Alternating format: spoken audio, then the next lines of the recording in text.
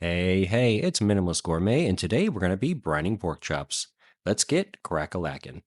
I've got my room temperature water here, and to this we're going to add 2 whole tablespoons of table salt, along with 2 tablespoons of white sugar. You could also substitute something like agave or honey if you'd like, and 3 tablespoons of apple cider vinegar. You could also use white wine vinegar or white vinegar if you'd like.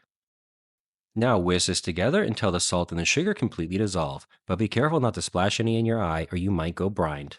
Man, these dad jokes just get worse every episode. My pork chops are sitting upright in this container so that way they get the most contact with the brine. You can also use something like a large bowl or a Ziploc bag, those all work great. As always, recipes in the description below, and feel free to show a little bit of love to the channel with a like, share, comment, or subscribing. I have 1 teaspoon of whole peppercorns we're going to add for flavor, and if you want to increase that spiciness, you can actually crack these peppercorns roughly, and we're going to toss in 1 bay leaf to finish this off. Now pour your brine over your pork chops until they're fully submerged. If you're using something like a Ziploc bag to do this in, make sure to squeeze out as much air as possible, that way the brine is in full contact with the pork. We're going to store this in the fridge and allow it to brine.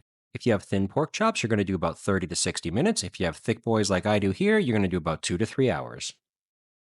After you're done brining, pull them out and rinse them off with some cool water. Allow them to sit at room temperature for about 15 minutes before you cook them. And also don't forget to pat the surface dry completely, especially if you want to sear them.